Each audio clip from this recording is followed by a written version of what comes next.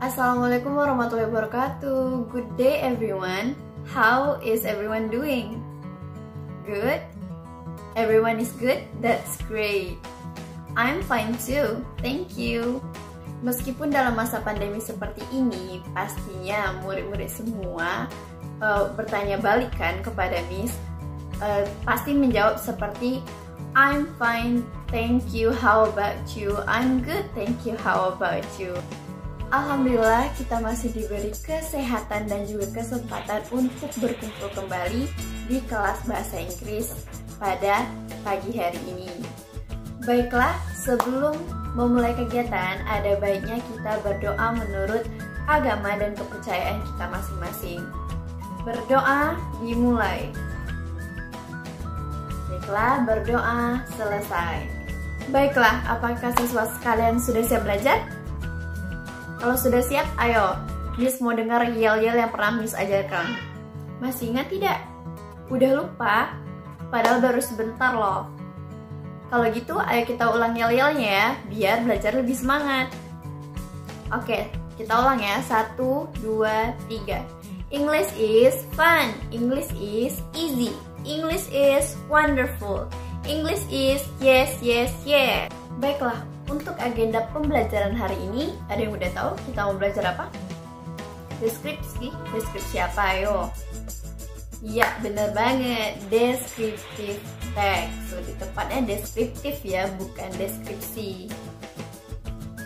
Apa itu descriptive text?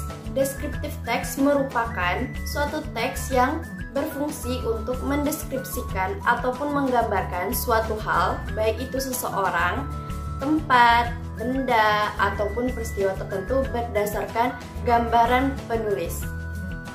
The function of descriptive text is to describe a person, a thing, place, or event in a specific way. Tujuan dari descriptive text sendiri adalah untuk mendeskripsikan atau menjelaskan seperti pengertiannya. Seperti contoh, kalau ingin menjelaskan seseorang, kita mungkin akan menjelaskan tentang fisiknya, kepribadiannya, atau namanya siapa. Kalau untuk hewan, mungkin habitatnya, bentuknya, lalu keunikan yang dimiliki hewan tersebut. Kalau untuk benda, mungkin bentuknya seperti apa, warnanya, lalu kegunaannya. Dan kemudian, jika kita ingin menjelaskan suatu tempat, lokasinya di mana, apa yang menarik di sana, ataupun pemandangan apa yang bisa dilihat pada tempat tersebut. Secara umum, struktur deskriptif teks dibagi menjadi dua bagian. Bagian pertama pada teks deskriptif ini yaitu identifikasi, merupakan paragraf pertama untuk memperkenalkan subjek yang akan dideskripsikan. Bagian kedua yaitu deskripsi atau description. Bagian kedua dari teks deskriptif ini membahas berbagai hal terkait ciri-ciri yang dimiliki subjek yang akan dideskripsikan, yaitu attributes of particular things.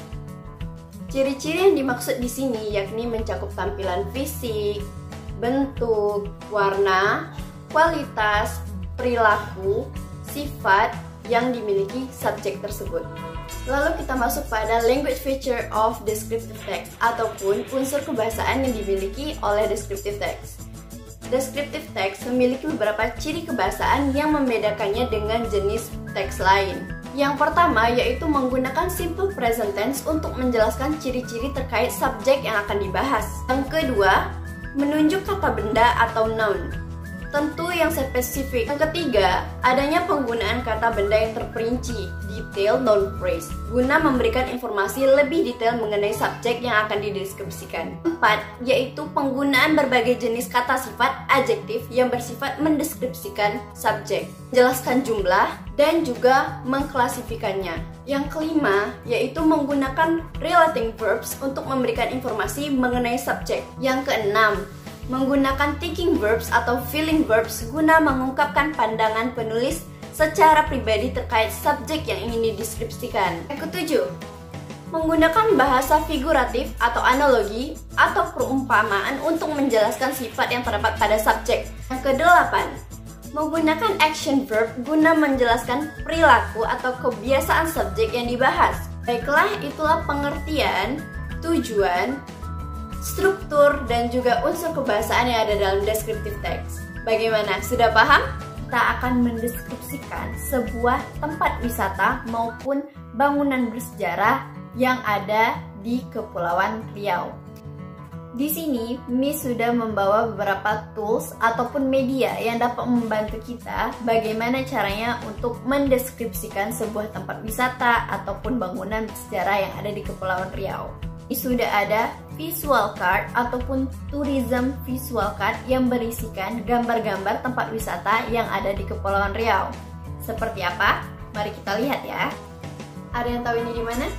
Ini adalah Masjid Sultan Riau yang ada di Pulau Penyengat, Kota Tanjung Pinang. Kemudian ada Jembatan Barelang yang ada di Batam. Ada Ocarina yang juga berlokasi di Batam. Ada Makam Sibadang yang berlokasi di Karimun. Ada Istana Damnah yang berlokasi di Lingga. Ada air terjun Temburun yang berlokasi di Anambas,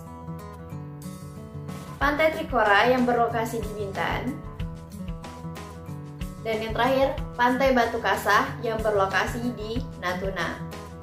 Baiklah, dari beberapa visual tempat wisata yang sudah diberikan, kita akan membuat descriptive text dari beberapa tempat wisata ini. Kemudian di sini sudah ada handout yang berisikan informasi mengenai tempat-tempat wisata yang sudah diperlihatkan tadi melalui visual card ya. Di sini hanya akan berisikan beberapa informasi yaitu seperti nama tempat, lokasi, jarak tempuh, biaya masuk, ataupun keunikan yang ada di tempat wisata tersebut. Dari informasi yang ada di handout ini, murid-murid sekalian bisa membuat sendiri descriptive text berdasarkan struktur dan juga unsur kebahasaan descriptive text yang tadi sudah Miss jelaskan. Baiklah, Miss akan mencontohkan satu descriptive text terlebih dahulu sebelum murid-murid sekalian membuat sendiri teks deskriptif melalui informasi dan juga visual card yang sudah Miss tunjukkan. Baiklah, apa murid-murid sekalian sudah siap untuk membuat descriptive text-nya sendiri? Miss sudah ada tools ketiga yang akan membantu kita untuk membuat descriptive text. Jadi bisa dipilih melalui spinning wheels. Tempat wisata mana atau bangunan bersejarah mana yang akan murid-murid semua jelaskan dalam bentuk descriptive text. Ini sudah lengkap 8 tempat wisata yang ada di Kepulauan Riau. Baiklah, mari kita putar. Ocarina, Batam. Baiklah, di sini Miss akan menjelaskan tempat wisata mengenai Ocarina, Batam karena itu yang dipilih dari spinning wheels. Baiklah, di sini Miss sudah letakkan beberapa informasi mengenai tempat wisata yang akan Miss jelaskan di dalam descriptive text. Tempat wisata yaitu Ocarina, Batam. Lokasi terletak di Sadai Bengkong, Kota Batam. Keunikan dari Ocarina, Batam yaitu menyuguhkan kombinasi antara tempat wisata pantai, olahraga, dan juga beberapa wahana sederhana dalam satu area. Jarak yang ditempuh dari kota Batam menuju Bengkong Ocarina yaitu hanya 15 menit. Kemudian biaya masuk untuk per orang menuju ke Ocarina yaitu Rp10.000. Dan transportasi yang bisa dipakai dari Batam Center menuju Ocarina yaitu ada motor, mobil, dan juga bisa menggunakan taksi. Selain informasi-informasi yang sudah Miss perlihatkan atau sudah jelaskan sebelumnya, murid-murid sekalian bisa mencari informasi tambahan untuk ditambahkan ke dalam descriptive text. Wah, nggak terasa ya, pelajaran kita pada hari ini sudah selesai. Pelajaran apa yang bisa murid-murid semua ambil untuk hari ini? Mendeskripsikan suatu tempat itu mudah, bukan? Apalagi sudah ada bantuan mengenai informasi yang sudah Miss berikan melalui handout. Kemudian bagi murid-murid yang belum pernah mengunjungi tempat yang ada di Kepulauan Riau, Miss juga sudah sediakan visual card dari tempat-tempat yang akan dideskripsikan. Baiklah, Miss rasa cukup sampai di sini. Kita bertemu lagi di materi bahasa Inggris selanjutnya. Wabillahi taufiq wal hidayah. Wassalamualaikum warahmatullahi wabarakatuh.